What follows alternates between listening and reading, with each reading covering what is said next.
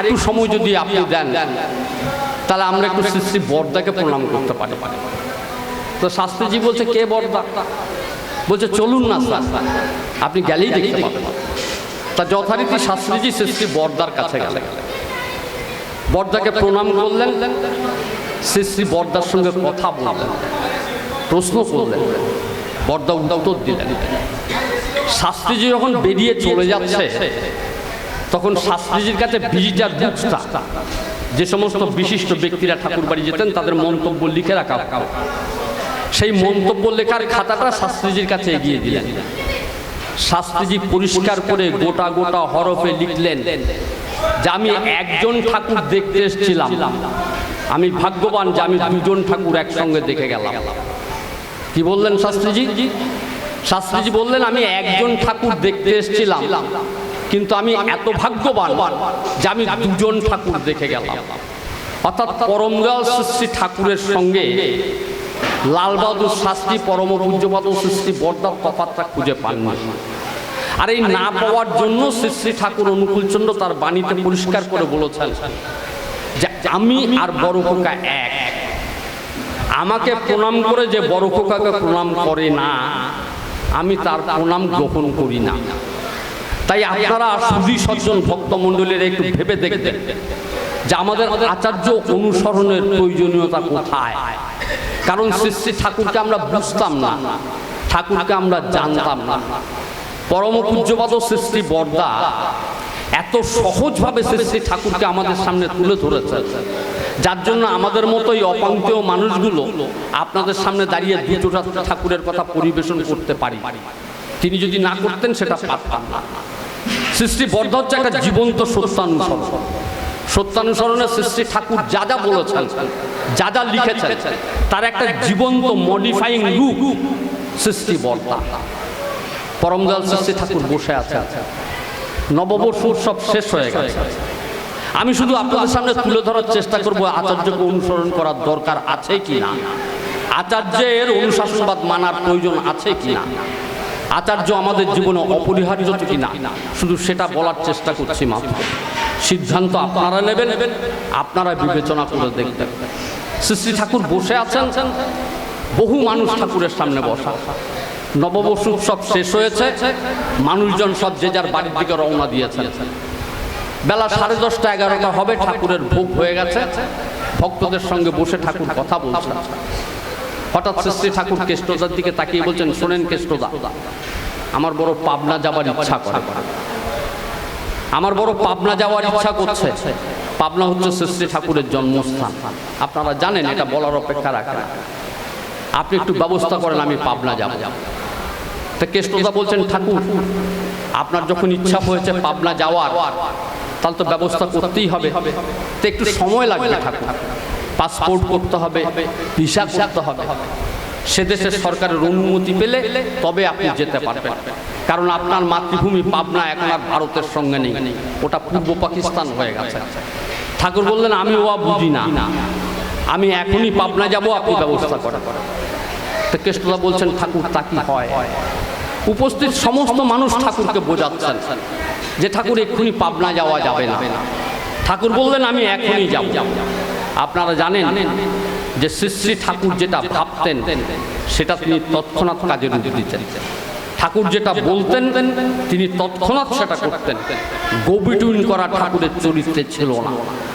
তা ঠাকুর যখন ইচ্ছা প্রকাশ করছেন যে আমি এক্ষুনি পাবনায় যাব, ঠাকুর বলছেন আমি এক্ষুনি পাবনায় যাব, আপনি ব্যবস্থা করেন।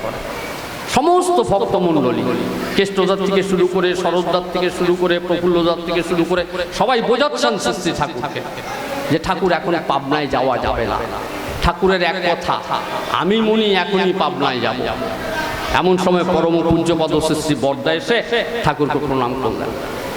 প্রণাম করে মাথাটা যেই তুলেছেন শ্রী শ্রী বরদা, সঙ্গে সঙ্গে ঠাকুর বলছেন, এই বড় খোকা শোন, আমি এক্ষুনি পাবনায় যাওয়ার চাই। আর এই কেষ্টদা, প্রফুল্ল এরা সবাই করছে যে এখন নাকি পাবনায় যাওয়া যাবে না, তা তুই কি কস? ঠাকুর পাবনার লোক, পাবনার ভাষায় কথা বলতেন। তুই কি বলিস? শ্রী শ্রী বরদা বলছেন, আগে আপনি যখন ইচ্ছা প্রকাশ করছেন তখন যাওয়া গেলেই হয়। তা শ্রী শ্রী ঠাকুর বলছেন চল এখনই পাবনায় যাবো। শ্রী শ্রী বর্দা বলছেন আপনি একটু অপেক্ষা করেন, আমি আসি। বর্দা চলে গেলেন গ্যারেজে। ঠাকুর একখানা গাড়ি ব্যবহার করতেন, তার নাম ছিল হাটসান। সেই হাটসান গাড়িটা গ্যারেজ থেকে বের করে ওটা শ্রী শ্রী ঠাকুরই ব্যবহার করতেন। সেই গাড়িটা চালিয়ে নিয়ে এসে শ্রী শ্রী বর্দা ঠাকুর বাংলোর সামনে রাখলেন। ইত্যা বছরে এর মধ্যে সমস্ত আশ্রমে খবরটা রটে গেল যে ঠাকুর পাবনায় চলে যাচ্ছেন। লোকে লোকারণ্য আশ্রম ভেঙে পড়ছে, কেউ কাঁদছেন, কেউ মনে মনে প্রার্থনা করছেন যে ঠাকুর আপনি আমাদের ছেড়ে যাবেন না, আমরা অনাথ হয়ে যাব। কাকস্য করিব না, ঠাকুরের ইচ্ছা তিনি তৎক্ষণাৎ পাবনায় যাবেন। আর বর্দাও গাড়ি নিয়ে এসে ঠাকুর বাংলোর সামনে দাঁড়িয়েছে। ঠাকুর গাড়িতে উঠে পড়লেন, শ্রী শ্রী বর্দা গাড়ি ছেড়ে দিলেন। ঠাকুর গাড়িতে উঠলেন, বর্দা গাড়ি চালিয়ে দিলেন। আস্তে আস্তে বড়াল বাংলোর গেট দিয়ে গাড়ি বেরিয়ে গেল। সোজা রোহিণী রোড ধরে গাড়ি চলছে রঙ্গনভিলা, পূজনীয় কাজলদা যে বাড়িতে থাকতেন সেই রঙ্গনভিলা ক্রস করে গাড়ি এগিয়ে চলেছে। কিছু দূর যাওয়ার পরে ঠাকুর বলছেন, এই বড় খোকা শোন, এই কেষ্টটা করছিল প্রফুল্ল, ওরা বলছিল ওটা নাকি এখন পূর্ব পাকিস্তান। গাড়ি চালাতে চালাতে শ্রী শ্রী বর্দা বলছেন আগে হ্যাঁ, আরে ওখানে যেতে গেলে নাকি পাসপোর্ট লাগে, ভিসা লাগে, আরো কি সব নিয়ম আছে। শ্রী শ্রী বর্দা বলছেন আগে আছে তো। বলে তয় এখন গিয়ে কাম নাই, আগে পাসপোর্ট কর, ভিসা কর, তারপর যাব না, এখন গেলে অসুবিধা হবে। পরম পূজ্যপাদ শ্রী শ্রী বর্দা বলছেন আগে কোনো অসুবিধা নাই, আপনি যখন ইচ্ছা করেছেন এখনই যাওয়া যাওয়া, আপনি ইচ্ছা করলেই যেতে পারেন। ঠাকুর বললেন না বড় খোকা এখন গিয়ে কাম নাই, তোর মায়েরও সঙ্গে নেব, সবাইদের সঙ্গে নিয়ে একসঙ্গে আনন্দ করতে করতে যাবো, তুই গাড়ি ঘোরা। গাড়ি ঘুরিয়ে আবার বড়াল বাংলোয় চলে এলেন, গাড়ি ঠাকুর বাড়িতে ফিরে এলো। শ্রী শ্রী ঠাকুর গাড়ি থেকে নেমে তার নিজের ঘরে চলে গেলেন বিশ্রাম নেবেন। ঠাকুরকে ঘরে ঢুকিয়ে দিয়ে শ্রী শ্রী বর্দা যখন বাইরে বেরোলেন তখন আমার আপনার মতো পণ্ডিত যারা ছিলেন ওখানে, ঠাকুরের সঙ্গে যারা থাকতেন না, তারা আমার মতো আপনার মতো সাধারণ মানুষ না। কেউ ডক্টরেট, কেউ পিএইচডি, কেউ এমএ ইন ইংলিশ, কেউ সাহিত্যিক, কেউ বৈজ্ঞানিক, বিভিন্ন বড় বড় পণ্ডিত মানুষরা থাকতেন ঠাকুরের সঙ্গে। তারা শ্রী শ্রী বর্দাকে ঘিরে ধরেছে। যাকে আপনি যে ঠাকুরকে নিয়ে চলে যাচ্ছিলেন পাবনায়, যেতে তো পারতেন না, কারণ পাসপোর্ট লাগতো, ভিসা লাগতো। তো বিনা পাসপোর্টে বিনা ভিসাতে আপনি তো বর্ডার ক্রস করতে পারতেন না। আপনিও ধরা পড়তেন, ঠাকুরও ধরা পড়তেন, আপনারও জেলে যেতে হতো, ঠাকুরকেও জেলে যেতে হতো। তা জেনে শুনে আপনি ঠাকুরকে নিয়ে রওনা দিলেন কেন? জেনে শুনে আপনি উইদাউট পাসপোর্ট, উইদাউট ভিসাতে আপনি রওনা দিলেন কেন? পরম পূজ্যপাদ শ্রী শ্রী বর্দা সকলের মুখের দিকে তাকালেন, তাকে বলছেন শোনেন, আপনারা তো রোজ মানুষের কাছে বলেন যে শ্রী শ্রী ঠাকুর অনুকূলচন্দ্র ভগবান, ঠাকুর অনুকূলচন্দ্র ঈশ্বর, তিনি পুরুষোত্তম, তিনি সর্বশক্তিমান, তার ইচ্ছাতেই সব হয়। তা তিনি যখন ঈশ্বর, তিনি যখন পুরুষোত্তম, তিনি যখন সবটা জানেন, সবটা বোঝেন, সবটা দেখেন, তাহলে তিনি এটা জানেন না যে পাসপোর্ট ছাড়া, ভিসা ছাড়া বাংলাদেশে যাওয়া যাবে না, পূর্ব পাকিস্তানে যাওয়া যাবে না? জানা সত্ত্বেও তিনি যখন বলছেন আমি এক্ষুনি পাবনায় যাব, তার মানে তার দয়ায় ব্যবস্থা একটা করাই আছে, আমাদের শুধু সেই কাজটা করলেই হয়। আমি এই বোধের উপর দাঁড়িয়ে, এই বিশ্বাসের উপর দাঁড়িয়ে আমি ঠাকুরকে নিয়ে রওনা দিয়েছিলাম। সমস্ত মানুষ মাথা নিচু করে আছে। এই যে সহজ ভাব, সহজ ভক্তি, সরল বিশ্বাস ঈশ্বরের প্রতি, পরম পুরুষের প্রতি, এই ভাব, এই বিশ্বাস একমাত্র ভক্ত ছাড়া কারো মধ্যে থাকতে পারে না। তাই শ্রী শ্রী ঠাকুর বললেন ভক্ত তবে কে, অস্খলিত ইষ্টনিষ্ঠ ভজন রাগি যায়। ঠাকুর বললেন ভক্তকে জানি, আপনিও ভক্ত, আমিও ভক্ত, আমরা সবাই এখানে ভক্ত। যদি ঠাকুরকে ভালো নাই বাসতাম তাহলে আপনারা এখানে এলেন কেন? এত সময় নষ্ট করে আপনারা এখানে এসেছেন কেন? নিশ্চয়ই ঠাকুরকে ভালোবাসেন। দুর্ভাগ্যটা কোথায় জানেন? আমার ওই ভালোবাসাটা ঈশ্বরের ভালোবাসার সঙ্গে মিলছে না, একটু নিচু হয়ে যাচ্ছে। কিন্তু আচার্য কেন্দ্রিক যে ভালোবাসা, আচার্যদেব যিনি শ্রী শ্রী ঠাকুরকে ভালোবাসেন, তিনি শুধু ফ্যাক্টস অ্যান্ড ফিগার দিয়ে ভালোবাসেন না, তথ্যগত দিক থেকে ভালোবাসেন না, তিনি আচারে, আচরণে, অভ্যাসে, চরিত্রে সমস্ত সত্তা দিয়ে তিনি ঠাকুরকে ভালোবাসেন। সেজন্য ঠাকুর বলছেন, ভক্ত তবে কে অস্খলিত ইষ্টনিষ্ঠ ভজন রাগিয়ে যায়। আপনারা কল্পনা করতে পারেন দাদা, শ্রী শ্রী বরদার যখন 19 বছর বয়স, তখন তিনি কর্মী নির্বাচন করতেন। আপনার আমার উপযুক্ত 19 বছরের ছেলে সিগারেট খাওয়া শেখে, মাকে বাবাকে মিথ্যে কথা বলে পাশের বাড়ির মেয়ের সঙ্গে প্রেম করে। আর পরম পূজ্যপাদ শ্রী শ্রী ঠাকুর, পরম পূজ্যপাদ শ্রী শ্রী বরদা এমন একটা সন্তান বরদাকে জন্ম দিলেন যে তিনি 19 বছর বয়সে কর্মী নির্বাচন করতেন।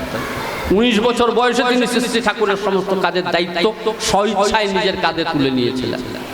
এই আচার্যের সেন্টিমেন্ট যদি আমাদের মধ্যে না থাকে, তাহলে আমরা শ্রী শ্রী ঠাকুরকে বুঝতে পারবো না। পরম পূজ্যপাদ শ্রী শ্রী বরদা উড়িষ্যায় অবস্থান করছেন। বিভিন্ন মানুষ উড়িষ্যাতে ভিড় করে আছেন, শ্রী শ্রী বরদার সঙ্গে কথা বলছেন। পরের দিন তিনি রওনা দেবেন মেদিনীপুরের উদ্দেশ্যে। তা সমস্ত ভক্তরা এসছেন, উড়িষ্যার দাদারা মায়েরা এসছেন শ্রী শ্রী বরদাকে শেষ দেখার জন্য, শেষ প্রণাম করবার জন্য। কারণ আবার কবে তিনি উড়িষ্যায় আসবেন তার তো কোনো ঠিক নেই। তো শ্রী শ্রী বরদার কাছে অনেক মানুষের ভিড়। তা কলকাতা থেকে দ্বিজেন মুখোপাধ্যায় গেছেন শ্রী শ্রী বরদার কাছে পুরীতে দেখা করতে। তা প্রণাম করে বসেছেন, বসে শ্রী শ্রী বরদার সঙ্গে কথাবার্তা বলছেন। কথা বলতে বলতে হঠাৎ তিনি শ্রী শ্রী বরদাকে বলছেন, আগে দাদাকে তো দেখছি না, দাদাকে তো দেখছি না। দাদা হচ্ছেন এখন যিনি আচার্যদেব পরম পূজ্যপাদ শ্রী শ্রী দাদার কথা জিজ্ঞেস করছেন শ্রী শ্রী বরদার কাছে। বরদা বলছেন, তাই তো, এই দেখ বাবু কোথায়? বাবু হচ্ছে আচার্যদেবের ডাক নাম। বরদা সামনে বসা একজনকে বললেন যে, দেখ তো বাবু কোথায়? অদ্যাবধি করে লীলা গৌরগুণ রায়, কোনো কোনো ভাগ্যবান দেখিবারে পায়। বৈষ্ণব শাস্ত্রে একটা কথা আছে, আমরা নিঃসন্দেহে সেই ভাগ্যবান যারা এখনো পর্যন্ত পরমদয়াল শ্রী শ্রী ঠাকুরের লীলা জীবন্ত রূপে, জীবন্ত ভাবে দেখতে পাচ্ছি, উপভোগ করতে পারছি। তা শ্রী শ্রী বরদা বলছেন, দেখ তো বাবু কোথায়? তো জনৈক সেবক উঠে গেলেন, উঠে গিয়ে খুঁজতে খুঁজতে খুঁজতে খুঁজতে গিয়ে দেখেন যে পরের দিন সকালবেলা শ্রী শ্রী বরদাকে নিয়ে এবং আশ্রমিক অন্যান্য কর্মীদের নিয়ে যে সমস্ত গাড়ি উড়িষ্যার থেকে মেদিনীপুরের দিকে যাবেন, সে সমস্ত গাড়িগুলির তদারকি করছেন। গাড়ির ইঞ্জিনটা ঠিক আছে কিনা, সাইলেন্সার ঠিক আছে কিনা, পেট্রোল ঠিক আছে কিনা, গাড়ির ইঞ্জিনটা ঠিক ঠিক কাজ করছে কিনা, গাড়ি চালাতে কোনো অসুবিধা হবে কিনা, সমস্ত কিছু খুঁটিয়ে খাটিয়ে তিনি দেখছেন। তো শ্রী শ্রী বরদাকে এসে সেই দাদা বললেন, আগে দাদা ওই গাড়িগুলোর পর্যবেক্ষণ করছেন, অবজারভেশন করছেন, যে গাড়িগুলো অত দূর যাবে, উড়িষ্যার থেকে মেদিনীপুর যাবে, অনেকটা রাস্তা, রাস্তায় যাতে আপনার কোনো কষ্ট না হয় সেজন্য গাড়িগুলো ঠিক আছে কিনা সেগুলো দেখাশোনা করছেন। শ্রী শ্রী বরদা একটু মুচকি হাসলেন, হেসে বললেন, লিখবি নাকি আমি একটা কবিতা বলবো? লিখবি নাকি আমি একটা কবিতা বলবো? শ্রী শ্রী বরদা 4 লাইনের একটা কবিতা বলবেন, আমি নিবেদন করছি আপনাদের কাছে, একটু শুনবেন। শ্রী শ্রী বরদা বলছেন, জীবনের তৃষা সদা যাচ্ছে সে আশা আলো। শ্রী শ্রী বরদা বলছেন, জীবনের তৃষা সদা যাচ্ছে সে আশা আলো, জীবন বৃদ্ধিত মহামন্ত্রে সে আলো জাল। বলছেন, জীবনের তৃষা সদা যাচ্ছে সে আশা আলো, জীবন বৃদ্ধিত মহামন্ত্রে সে আলো জাল। অজ্ঞান অন্ধকার তিমির নাশিয়া, ইষ্টার্থ প্রতিষ্ঠা করো সর্বশক্তি দিয়া। অজ্ঞান অন্ধকার তিমির নাশিয়া, ইষ্টার্থ প্রতিষ্ঠা করো সর্বশক্তি দিয়া। জীবনের যত আছে দুঃখ জ্বালা শোক, তোমার পরশে দূরে যাক, কারণ তুমি যে অশোক। আপনারা জানেন পরম পূজ্যপাদ শ্রী শ্রী দাদার নাম অশোক চক্রবর্তী, বলার অপেক্ষা রাখে না। তাহলে শ্রী শ্রী বরদা কি বললেন? বললেন, জীবনে যত আছে দুঃখ জ্বালা শোক, তোমার পরশে দূরে যাক, তুমি যে অশোক। ভয়টা কিসে? আছে তো আচার্যদেব আমাদের সম্মুখে, 88 বছরের যুবক অতন্দ্র প্রহরীর মতো অপেক্ষা করে বসে আছেন। আপনার কি সমস্যা, আপনার কি দুঃখ, আপনার কি ব্যথা, তার সমাধানের জন্য পরমদয়াল শ্রী ঠাকুর যে ভাগবত জীবনটা আমাদের সামনে তুলে ধরেছেন। যে প্ল্যাটফর্ম তিনি আমাদের সামনে দিয়ে গেলেন।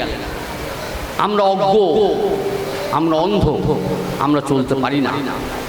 তিনি আমাদের হাত ধরে নিয়ে চলেছেন, তিনি আমাদের হাত ধরে নিয়ে দেখাচ্ছেন। সৃষ্টির দাদা তখন খুব ছোট। মদনদা বলেছেন যে আচার্য অনুসরণের অনিবার্যতার কথা বলতেন। দাদা তখন খুব ছোট।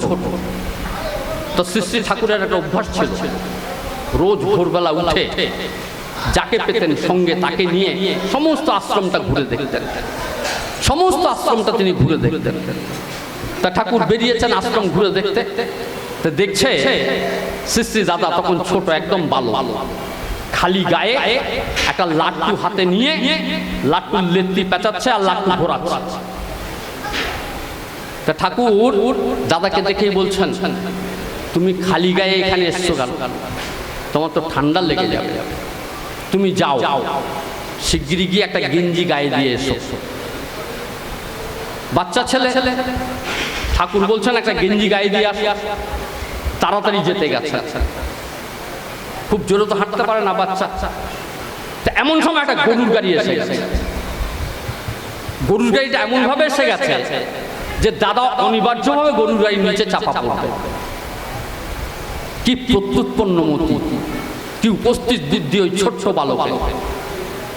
সঙ্গে সঙ্গে বললেন কি, তিনি শুয়ে পড়লেন, গড়াগড়ি দিয়ে গরুর গাড়ির মাঝখানে চলে এলেন। দুটো চাকা দুপাশ দিয়ে বেরিয়ে গেল, দাদার কিছু হলো না। শ্রী ঠাকুরের সঙ্গে আমাদের মন্ডলদা, আমি ঠিক পুরো নামটাই মতো বলছি না, টাইটেল হচ্ছে মন্ডল, মন্ডলদা ছিলেন। ঠাকুরকে বলছেন, ঠাকুর আপনি লক্ষ্য করে দেখলেন, আপনি লক্ষ্য করে দেখলেন যে ওর কি উপস্থিত বুদ্ধি? ঠাকুর বললেন, শোনো মনি, ওদের রক্তটাই এমন, ওদের রক্তটাই এমন, ওদের কিছু শেখাতে হয় না, ওরা শিখেই এসছে, ওরা এমন ভাবে তৈরি হয়ে এসছে পরম পিতার দয়ায়। আগামী দিন তোমাদের নিয়ে ওরা করে স্বচ্ছন্দে চলবে, তোমাদের কোনো চিন্তা করার ব্যাপার না। এই যে জীবনের ছোট ছোট ঘটনা, জীবনের ছোটখাটো ব্যাপারগুলো তিনি আমাদের সামনে তুলে ধরেছেন। অদ্ভুত ব্যাপার। শ্রী ঠাকুর এবং পরম পূজ্যপদ শ্রী বর্দা এবং বর্তমান যিনি আছেন আচার্যদেব শ্রী দাদা, এই তিনটি জীবনকে যদি আমরা পাশাপাশি রেখে বিশ্লেষণ করার চেষ্টা করি, এই তিনটে জীবনকে যদি আমরা পাশাপাশি রেখে বিশ্লেষণ করার চেষ্টা করি, দেখবেন তার ভাগবত জীবনটা তাদের জীবন একেবারে পরিষ্কারভাবে উঠে আসছে। দাদা তখন কলকাতার 68 নম্বর সূর্য সেন স্ট্রিটে থাকতেন। এই আমাদের সূর্য সেন স্ট্রিটে থাকতেন, 68 নম্বর সূর্য সেন স্ট্রিট। এখন তো পরে অমরধাম হয়েছে, আগে ওটাই ছিল আমাদের পশ্চিমবাংলার সমস্ত কার্যের মূল উৎস। তা সেখান থেকে তিনি দেওঘরে ফিরেছেন, ঠাকুর বাড়ি গেছেন, গিয়ে ঠাকুরকে প্রণাম করেছেন। প্রণাম করে উঠে দাঁড়াবার সঙ্গে সঙ্গে ঠাকুর জিজ্ঞেস করছেন, দাদু ভাই ওদিককার খবর? তা দাদা হাত জোর করে বলছেন, আগে খবর খুব ভালো, প্রচুর দীক্ষা হচ্ছে, অনেক লোক দীক্ষা নিয়েছে, ওখানে যারা আছেন তারা দিনরাত এক করে পরিশ্রম করছেন দীক্ষা দেওয়ার জন্য, আর মানুষও খুব আগ্রহ সহকারে দীক্ষা নিচ্ছে। কত দীক্ষা হয়েছে আনুমানিক শ্রী দাদা ঠাকুরকে একটা ফিগার বললেন, একটা সংখ্যা বললেন। ঠাকুর বলছেন, তুমি কটা দিয়েছ? দাদাকে বলছেন, তুমি কটা দীক্ষা দিয়েছ? দাদা হাসতে হাসতে বলছেন, আগে আমি একটাও দেই নাই। কেন দাও নাই? কেন বলছে, আগে আমার তো কোনো পাঞ্জা নাই, আমার তো কোনো পাঞ্জা নাই, আমি দীক্ষা দেবো কেমন করে? সঙ্গে সঙ্গে শ্রী ঠাকুর বলছেন, শোনো দাদু ভাই, তোমাদের পাঞ্জার দরকার নাই, তোমাদের রক্তটাই হলো পাঞ্জা, তোমাদের কোনো পাঞ্জার দরকার নাই, ওই রক্তটাই হলো তোমাদের পাঞ্জা। যে পবিত্র বংশে তুমি জন্মগ্রহণ করেছ, যার ঔরসে তুমি পৃথিবীতে এসেছো, তুমি জানো না ওই রক্তটাই তোমার পাঞ্জা, তোমার আর পাঞ্জার দরকার নাই। দাদা প্রণাম করে শ্রী ঠাকুরের কাছ থেকে বিদায় নিলেন।